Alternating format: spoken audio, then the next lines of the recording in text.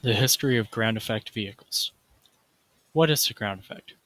Ground effect is a phenomenon in which upon an aircraft's landing, the redirected air coming off the airfoil is bounced off the ground and sent back up to the wing. This creates a cushion of air that keeps the craft airborne.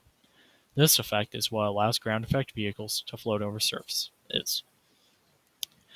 In the late 1950s, the fastest ships at the time were known as hydrofoils. These were craft with wings under the water that would, at speed, pull the ship up out of the water and let it glide across the surface.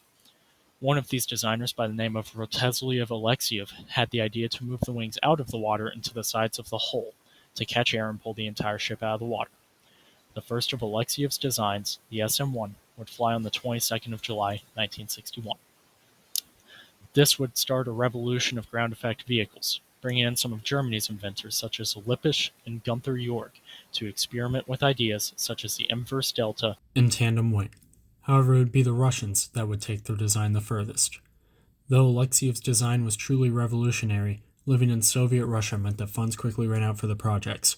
Feeling the need to further develop his designs, he appealed to the military, and after filling Soviet generals' heads with ideas of a craft that could carry ship-like payloads at aircraft speeds, funding was abundant, eventually leading to this, the Lun-class Ukrainoplane.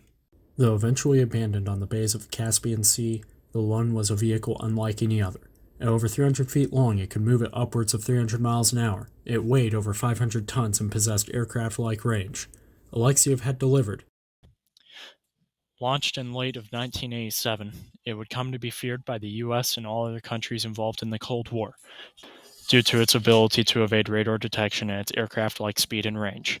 Though virtually abandoned in the Caspian Sea due to its lack of funding, it's a craft that would send shockwaves through the world.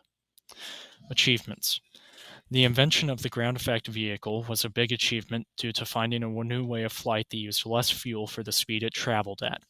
Considering that a ground effect vehicle uses less fuel for traveling similar distances as other aircraft, it was greener for the environment.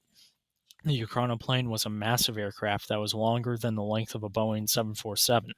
With it being as big as it was, there was plenty of room to store things and install equipment. This project also made known the phenomenon of the ground effect, which aerospace engineers could use to innovate both passenger ground effect vehicles and military ground effect vehicles so they'll be more efficient. Ground effect vehicles could be the future of aviation involving ocean travel. The media during the time of the Cold War reported this as a big threat considering the tensions between the US and the Soviets. However, this technology was never actually used in war because of the prices to upkeep the aircraft. This technology still has not been used for military conflict to this day, but could have a great effect on the war strategy if it were to be used. Nowadays, there have been more ground effect vehicles built, with most being passenger GEVs. In countries like Korea, Germany, and Estonia, this also interested companies such as Brittany Ferries and Southern Airway Express to begin to order their own ground effect vehicles. In the end, Alexiev's Ukrainoplanes introduced a new idea to both aviation and the maritime world, opening up all kinds of new ideas for the future.